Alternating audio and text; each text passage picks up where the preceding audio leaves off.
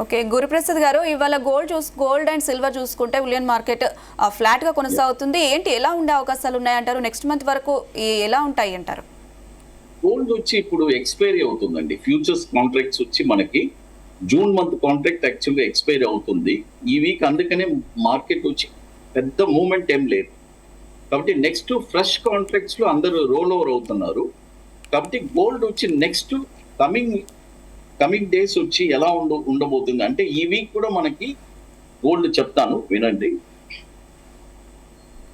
ఈ వీక్ వచ్చి మనకి యాజ్ యూజువల్ గా మనకి యాక్చువల్గా జూన్ మంత్ మనం చెప్తున్నాము కాంట్రాక్ట్స్. ఇప్పుడు అట్ ప్రెసెంట్ గోల్డ్ వచ్చి మనకి ఒక జూన్ మంత్ వచ్చి షార్ట్ లో ఉంది, అంటే డౌన్ ట్రెండ్ లో ఉంది గోల్డ్. డౌన్ సైడ్ వచ్చి మనకి రావడానికి అవకాశం వచ్చి 154, 156, 100 అండ్ 154, 650 దాకా రావడానికి అవకాశం ఉంది. ఇప్పుడు ప్రస్తుతానికి 1,57,000 ఉంది. ఇంకొక 1,000 రూపీస్ డౌన్ అవడానికి అవకాశం ఉందండి. లేదంటే ఇక మరీ డ్రాస్టిక్ సెల్లింగ్ వస్తే 154, 600. బట్ నేను ఎక్స్పెక్ట్ చేసేది 156, 100 దాకా చూస్తున్నాను. ఓకే, గురుప్రసాద్ గారు, మనం చూసుకుంటే ఇప్పుడున్న యంగ్ జనరేషన్ కు మీరు ఎలాంటి స్టాక్ మార్కెట్ పట్ల ఎలా ఉండాలి అనే అంశానికి సంబంధించి ఏవైనా చెప్తారా? ఉండే యంగ్ జనరేషన్స్ మనం చెప్తే వినేటట్టున్నారా?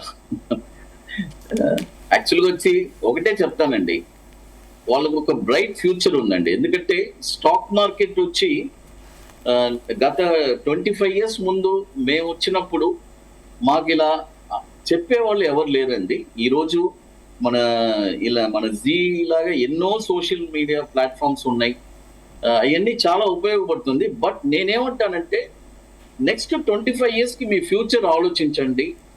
ఇన్ఫ్లేషన్ ఎంత పెరుగుతుంది, కాబట్టి ఒక స్టాక్ మార్కెట్ మాత్రమే మంచి రిటర్న్స్ ఇవ్వడానికి మీకు ముందు మంచి అవకాశాలు, మంచి రోజులు ఉన్నాయి. కాబట్టి ఒక్కొక్కరు ఒక మంచి మెంటర్ని ఎన్నుకొని వాళ్ళ గైడెన్స్ తీసుకొని, నాలాగా ఎంతో మంది ఉన్నారు, వాళ్ళ దగ్గర నిపుణులు కనుక్కొని ఒక ప్రాపర్ గైడెన్స్తో వాళ్ళ ఇన్వెస్ట్మెంట్ ప్లాన్ని చేసుకుంటే యంగ్ జనరేషన్స్కి మంచి ఫ్యూచర్ ఉంటుందండి. బట్ నేను ఒకటే అడ్వైస్ ఇస్తాను, ట్రేడింగ్లో మాత్రం దయచేసి ఎంటర్ అవ్వబాకండి. అంటే వితౌట్ నాలెడ్జ్ ట్రేడింగ్ అనేది ఇట్స్ హైలీ స్పెక్యులేటివ్. కాబట్టి బాగా ప్రాపర్గా నేర్చుకున్న తర్వాత ట్రేడింగ్లో రా. గురుప్రసాద్ గారు, ఈ లైవ్ చూసే వారికి మీరేమైనా స్టాక్స్ సజెస్ట్ చేస్తారా? డెఫినెట్గా అండి. నిమిషం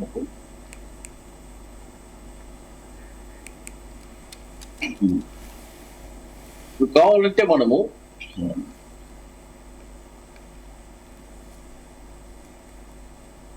సాస్కాన్ ఉందండి. సాస్కాన్, SASKEN. ఇప్పుడు కరెంట్ మార్కెట్ ప్రైస్ 2,110 ఉంది, బై చేసుకోవచ్చు.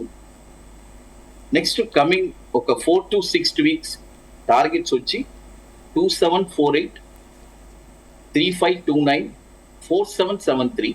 స్టాప్ లాస్ వచ్చి 1245. బట్ ఎందుకు ఇన్ని టార్గెట్స్ ఇస్తున్నానంటే first target is the best target అండి. ఫస్ట్ టార్గెట్ వచ్చిన తర్వాత బుక్ ప్రాఫిట్ చేసుకొని వెళ్ళిపోవచ్చు. లేదు మాకు ఎక్కువ కావాలంటే అడ్వాన్స్గా కొద్దిగా మంచి నాలెడ్జ్ ఉండేవాళ్ళు ట్రైలింగ్ స్టాప్ లాస్ బేస్ చేసుకొని వెళ్తారు. ఈ స్టాక్ సాస్కాన్ కావాలంటే కరెంట్ మార్కెట్ ప్రైస్ బై చేసుకోవచ్చు. గురుప్రసాద్ గారు, రూపాయి రోజు రోజుకు బలహీన పడుతుంది, ఇప్పట్లో కోలుకునే పరిస్థితి ఉంటుందంటారా? ఛాన్స్ లేదు మేడం. రూపాయి డెఫినెట్గా వచ్చి, ఎందుకంటే స్టార్ట్ అయింది మంచి ర్యాలీ. కాబట్టి కమింగ్ డేస్ వచ్చి రూపాయి పతనం, ఒక డాలర్ వాల్యూ ఖచ్చితంగా పెరుగుతుంది. ఎందుకంటే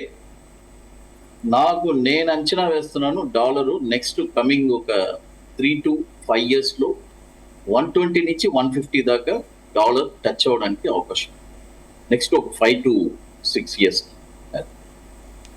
గురుప్రసాద్ గారు, ఇటు చూస్తే క్రూడ్ ఆయిల్ $111 నుంచి $100 లోపు రావడం చూస్తాం. మరి క్రూడ్ ఆయిల్ ఇంకా దిగువచ్చే అవకాశాలు ఎంతవరకు ఉన్నాయి?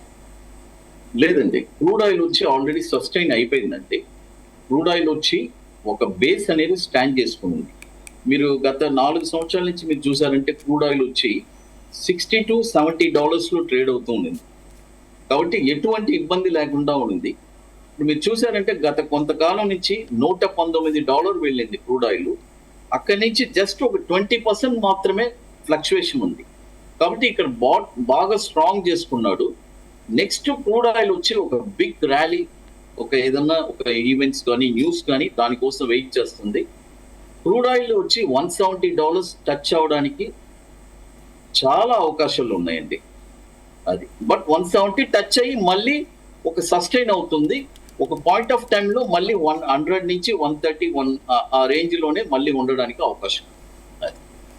గురుప్రసాద్ గారు, మనం చూసుకున్నట్టయితే సెన్సెక్స్ వచ్చేసి 76,000, అలాగే నిఫ్టీ వచ్చేసి 23,890 వద్ద అయితే ప్రస్తుతం ట్రేడ్ అవుతుంది. ఏంటండి ఈ సిచ్యువేషన్ ఎలా క్యాలిక్యులేట్ చేస్తారు మీరు? సిచ్యువేషన్ ఏం లేదండి. మార్కెట్ వచ్చి యాక్చువల్గా ఈ వీక్ వచ్చి ఆల్రెడీ వచ్చి మార్కెట్ కొద్దిగా ఒక పాజిటివ్ మోడ్లోనే ఉంది వీక్ స్టార్టింగ్ నుంచి.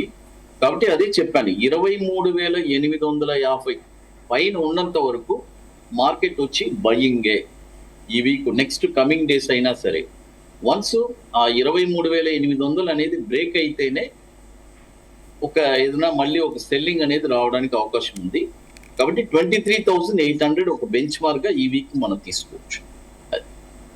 గురుప్రసాద్ గారు, అటు మిడ్ స్మాల్ క్యాప్ సెక్టర్లు లాస్ట్ 2 years నుంచి అయితే నష్టాల్లోనే ఉన్నాయి. ఇప్పుడున్న పరిస్థితిలో వారు పోర్ట్ఫోలియో లాభాల్లోకి రావాలంటే ఏం చేయాలంటారు? లాభాల్లోకి ఉంటే చాలా ఓర్పు సహనాన్ని పాటించాలి. ఇన్ని రోజులు ఎలా పాటించారో అనదర్ 1 or 2 years మీరు కామ్గా మీ పోర్ట్ఫోలియోని వీలైతే ఇంకా ఎక్కడన్నా మంచి లెవెల్స్లో, అంటే పొద్దాగా ఎక్కడ పడితే అక్కడ కొనకుండా మనలాంటి నిపుణులు ఎంతో మంది ఉన్నారు, కనుక్కొని ఎగ్జాక్ట్గా ఏ లెవెల్లో మళ్ళీ పిక్ చేయొచ్చు. లేదు పిక్ చేయలేని వస్తుంది, నాకు లేదు సార్ అంత నాకు కెపాసిటీ లేదంటే హోల్డ్ చేయండి. నెక్స్ట్ కమింగ్ 3 to 4 years మళ్ళీ మంచి రోజులు వస్తాయి. స్టాక్ మార్కెట్ మళ్ళీ డెఫినెట్గా మార్కెట్ మళ్ళీ పీక్స్లోకి వెళ్తుంది. అది మనం చూసుకుంటే గురుప్రసాద్ గారు, లార్జ్ క్యాప్స్ సెక్టర్లో అంత లాభాలు లేకపోయినా మరి లార్జ్ క్యాప్ సెక్టర్ను ఫోకస్ చేయొచ్చు అంటారా? ఇలాంటి స్టాక్స్ మీద ఫోకస్ చేయొచ్చు అంటారా? డైవర్సిఫికేషన్ చేయాలండి. ఇక్కడ చాలా ఇంపార్టెంట్ ఏంటంటే లార్జ్ క్యాప్ని నమ్ముకోకూడదు, మిడ్ క్యాప్ని నమ్ముకోకూడదు. రెండు సమపాలంగా ఉండాలి. సపోజ్ లార్జ్ క్యాప్లో ఒక 50% మనం తీసుకుంటే బ్యాలెన్స్ వచ్చి స్మాల్ క్యాప్, మిడ్ క్యాప్ వాటిలో ఒక 50% ఉండాలి. ఎందుకంటే సమ్ టైమ్స్ నిఫ్టీ మీకు చూసారంటే ఒక 3,000 points కూడా ర్యాలీ వెళ్తుంది. అప్పుడు లార్జ్ క్యాప్ స్టాక్స్ అన్ని మనకి ప్రాఫిట్లోకి వస్తుంది. మిడ్ క్యాప్ అప్పుడు ఏమవుతుందంటే మిడ్ క్యాప్ స్టాక్స్ అన్ని కూడా ఏం పెద్దగా ర్యాలీ వెళ్ళదు. కాబట్టి డైవర్సిఫికేషన్లో మనకి బ్యాలెన్స్డ్గా ప్రాఫిట్స్ అనేది మనకు వస్తుంది. గురుప్రసాద్ గారు, మనం చూసుకున్నట్టయితే అటు షార్ట్ టర్మ్ ఇన్వెస్టర్స్కి అలాగే లాంగ్ టర్మ్ ఇన్వెస్టర్స్కి సంబంధించి మీరు ఎలాంటి సలహాలు సూచనలు చేస్తారు? షార్ట్ టర్మ్ వచ్చి చూడండి, షార్ట్ టర్మ్ ట్రేడింగ్ చేసుకోండి, తప్పులేదు. ఒక 5% 10% ప్రాఫిట్ వచ్చిందంటే షార్ట్ టర్మ్ ట్రేడింగ్లో ఎగ్జిట్ అయిపోండి. లాంగ్ టర్మ్ వాళ్ళు మాత్రం ఇప్పుడు అట్ ప్రెసెంట్ వచ్చి నెక్స్ట్ కమింగ్ మార్కెట్ వచ్చి ఒక అంటే ఆల్రెడీ ఉండే స్టాక్స్ని అమ్మబాకండి. ఫస్ట్ పాయింట్ ఇది నేను లాంగ్ టర్మ్ వాళ్ళకి ఇచ్చే అడ్వైసు. ఉండే స్టాక్ని అమ్ముకోకుండా మీరు దాన్ని హోల్డ్ చేసుకోండి. మార్కెట్ డౌన్ అయినా కూడా ఏం దాని గురించి ఆలోచించవద్దు, మళ్ళీ పైకి వచ్చేస్తుంది. సపోజ్ లాంగ్ టర్మ్ వాళ్ళు లేదు సార్ నా దగ్గర ఇంకా క్యాపిటల్స్ నా దగ్గర సర్ప్లస్ క్యాపిటల్ ఉంది అని అనుకుంటే ఒక్కొక్క లెవెల్స్ ఉన్నాయి, పర్టికులర్గా ఆ లెవెల్స్లోనే బై చేయండి. ఎందుకంటే ఆ లెవెల్స్లో బై చేస్తేనే మీకు మంచి లాభాలు రావడానికి అవకాశం ఉంది. ఏదో షేర్ మార్కెట్ ఈరోజు 10 తగ్గింది ఇమీడియట్గా కొనుక్కోవాలని కాదు, ఆ షేర్ అనేది ఆ ప్రైస్కి రావాలి. ఇందాక ఒకరు అడిగారు, కెయిన్స్ అడిగారు, నేను చెప్పాను క్లియర్గా ఇప్పుడు మార్కెట్ 3,200 నడుస్తుంది, నేను 2,350లో ఎందుకు కొనమని చెప్పాను. మార్కెట్ అక్కడికి రావడానికి అవకాశం ఉంది. ఆ ఓర్పు సహనం ఉండాలి. అది లాంగ్ టర్మ్ వాళ్ళు. షార్ట్ టర్మ్ వాళ్ళు ఆల్రెడీ మనం చెప్పాము, వాళ్ళకే ఎక్కువ నష్టపోయేది షార్ట్ టర్మ్ వాళ్ళే అండి. ఎందుకంటున్నానంటే వాళ్ళు కూడా నష్టపోకుండా ఉండడానికి ఒక ఐడియా ఉంది. ఎలాగంటే మీరు మార్కెట్లో ఎంటర్ అయ్యేటప్పుడు 5% స్టాప్ లాసా 10% స్టాప్ లాసా మీరు నిర్ణయించుకొని వెళ్ళండి. చాలా మంది ఏం చేస్తారు, లోపలికి వెళ్ళిన తర్వాత వాళ్ళ స్టాప్ లాస్ మర్చిపోతారు. 5% 10% దిగిన తర్వాత ఇంక 10% దిగిపోయింది నేను అమ్ముకోను అని అంటారు, మళ్ళీ అక్కడి నుంచి ఆ స్టాక్ 40% దిగుతుంది. కాబట్టి మీరు షార్ట్ టర్మ్ ట్రేడింగ్ చేసే వాళ్ళు మాత్రం రిస్క్ మీరు ఆలోచించుకొని వెళ్ళండి. అది ఓకే గురుప్రసాద్ గారు, ముఖ్యంగా బ్యాంకింగ్ సెక్టర్ నష్టాల్లోనే కొనసాగుతుంది. ఇప్పుడు మంచి స్టాక్స్ మనము కొనేందుకు సిద్ధంగా ఉన్నాయి. అలాంటి స్టాక్స్ కొనొచ్చు అంటారా? బ్యాంకింగ్ అంటే ఫ్రంట్ లైన్ స్టాక్స్ మనకి హెచ్డిఎఫ్సి ఇవన్నీ వచ్చి డౌన్ ట్రెండ్ లో ఉన్నాయండి. అదే చెప్తున్నాను కదా, కొద్దిగా కాషియస్ గా కొద్దిగా 1 or 2 months కొద్దిగా వెయిట్ చేయండి. ఎందుకంటే మనకు ఒక ఆపర్చునిటీ వస్తుంది, మార్కెటే ఇవ్వబోతుంది. ఆపర్చునిటీ మనం యూటిలైజ్ చేసుకోవాలి. కాబట్టి నెక్స్ట్ కమింగ్ డేస్ లో కూడా మనం మంచి లెవెల్స్ కూడా మనం అందిపోతున్నాము. బ్యాంకింగ్ స్టాక్స్ కానీ ఏ స్టాక్స్ అయినా సరే డెఫినెట్ గా వచ్చి మన జీ తెలుగు ప్రేక్షకులకి చాలా ఉపయోగంగానే మంచి స్టాక్స్ మనం కమింగ్ డేస్ లో మంచి లెవెల్స్ మనం ఇవ్వడానికి సిద్ధంగా ఉన్నాం. గురుప్రసాద్ గారు, అటు ఆసియా మార్కెట్లో చిప్ కంపెనీలు జోరుగా కొనసాగిస్తున్నాయి. వాటిని ఫోకస్ చేయొచ్చు అంటారా? ఏం మేడం? చిప్ కంపెనీలు చిప్స్ యా డెఫినెట్. చూడండి, మొన్న కూడా ఎన్విడియా ఎనార్మస్ రిజల్ట్స్ ఇచ్చింది. కాబట్టి నెక్స్ట్ ఫ్యూచర్ మార్కెట్ అన్ని ఏఐ, కాబట్టి మనం డెఫినెట్ గా వచ్చి ఐటీలో కూడా ప్రస్తుతానికి వచ్చి ఏంటంటే ఐటీ వచ్చి రోల్ ఓవర్ జరుగుతుంది. అన్ని కంపెనీలు వచ్చి వాళ్ళు టెక్నాలజీ చేంజ్ చేస్తున్నారు, ఏఐకి మారుతున్నారు. ప్రతి ఒక్కరు ఏఐలో కొన్ని లక్షల కోట్లు ఇన్వెస్ట్ చేస్తున్నారు, అది డెవలప్ చేయాలి. కాబట్టి డెఫినెట్ గా ఫ్యూచర్ లో ఐటీ కూడా మంచి ఉంది, చిప్స్ కంపెనీస్ కూడా డెఫినెట్ గా మంచి ఫ్యూచర్ ఉంది.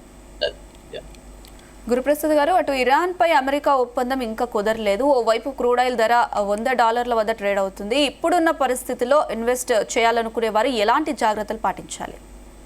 డెఫినెట్ గా అండి, ఎందుకంటే ఇప్పుడు ఇరాన్ యుద్ధం వచ్చి ఒక కొలిక్కి రావట్లేదు.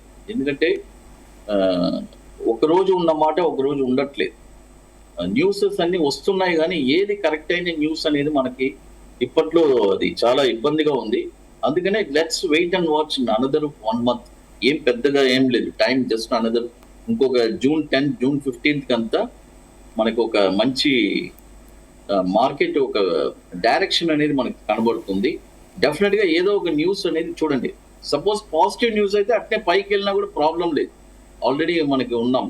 కాబట్టి బట్ మనం ఒకటే ఆలోచించాలి ఇక్కడ, ఎప్పుడు స్టాక్స్ ని మనం లోలో కొంటేనే మనం ఐలో అమ్మగలము.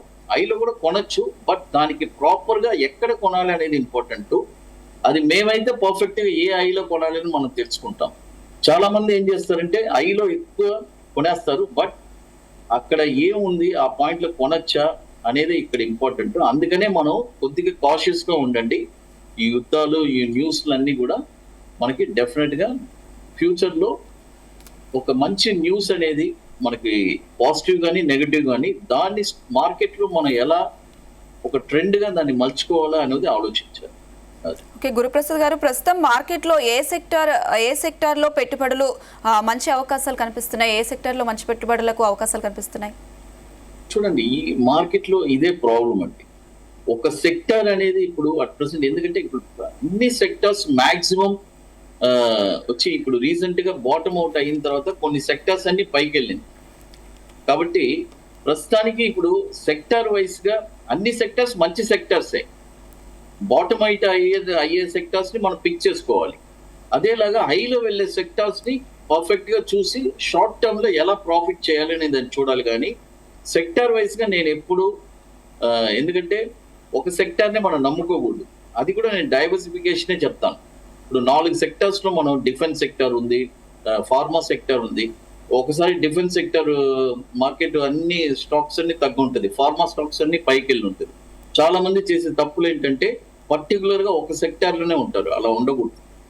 మనం కూడా సెక్టార్స్ కూడా మెటల్స్ కొద్దిగా కాన్సన్ట్రేట్ చేయాలి, బ్యాంకింగ్ చేయాలి, హోటల్స్ చేయాలి, ఎఫ్ఎంసీజీ ఇలాంటి ఎన్నో ఉన్నాయి. కాబట్టి సెక్టార్స్ లో కూడా డైవర్సిఫికేషన్ చేయండి అని చెప్తాను. గురుప్రసాద్ గారు, గోల్డ్ సిల్వర్ ఇన్వెస్ట్ చేసిన వాళ్ళు ఎలాంటి జాగ్రత్తలు తీసుకుంటే మంచిదంటారు? మరి కొత్తగా ఇన్వెస్ట్ చేయాలనుకునే వారికి మీరు ఎలాంటి సలహాలు సూచనలు ఇస్తారు? కొత్తగా అంటే ఖచ్చితంగా మ్యారేజెస్ కి వాటికి కంపల్సరీ మనము ఆ, కొనే అవ్వాలి. ఎంత కావాలో ఎంత అవసరమో అది మనం తీసుకోవాలి. కాబట్టి మార్కెట్ వచ్చి గోల్డ్ వచ్చి ఇప్పుడు సస్టైన్ అయిపోయిందండి. ఒక రేంజ్ అనేది సస్టైన్ అయి ఉంది. ఒక 1,30,30,000 నుంచి 1,60,70 ఇలా సస్టైన్ అయ్యి ఉంది. కాబట్టి ఎందుకంటే గోల్డ్ ఎప్పుడు పెరిగిన తర్వాత అది తగ్గించడానికి కుదరట్లేదంటే, గోల్డ్ వచ్చి జనరల్ గానే పెరిగిందంటే దాని వాల్యూ పెంచిన తర్వాత ఇమీడియట్ గా దానికి లోన్స్ ఇచ్చేస్తున్నారు. ఇప్పుడు 1,50,000 అయితే బ్యాంకే 1,00,000 ఇచ్చేస్తుంది, 1,10,000 ఇచ్చేస్తుంది, 1,20,000 ఇచ్చేస్తుంది. కాబట్టి గోల్డ్ ఎప్పటికప్పుడు పెరిగిన తర్వాత మాక్సిమం 20%, 30% పైన దిగట్లేదు. మీరు రెగ్యులర్ గా గత కొన్ని సంవత్సరాల నుంచి చూసారంటే కూడా. అందుకనే గోల్డ్ వచ్చి మనకి ఎంత అవసరమో అంతవరకే కొనుక్కోండి. ఇప్పుడు ఇమీడియట్ గా పెరిగిపోద్దని కూడా మనం అలా అనుకోకూడదు. అది కూడా డైవర్సిఫికేషన్ చేయండి. స్టాక్ మార్కెట్ లో గోల్డ్ కూడా ఒక డైవర్సిఫికేషన్. ₹1,00,000 మీ దగ్గర పెట్టుబడి ఉంది, స్టాక్స్ లో 25,000, అంటే నేను ఉజ్జాయిగా చెప్పాను. స్టాక్స్ లో 25,000, మ్యూచువల్ ఫండ్స్ లో కొద్దిగా పెట్టుకోండి, గోల్డ్ లో కొద్దిగా పెట్టుకోండి, సిల్వర్ లో కొద్దిగా, అన్ని ఏది ఫుల్ ఫ్లెడ్జ్ గా 100% ప్రతి దాంట్లో పెట్టకూడదు. అది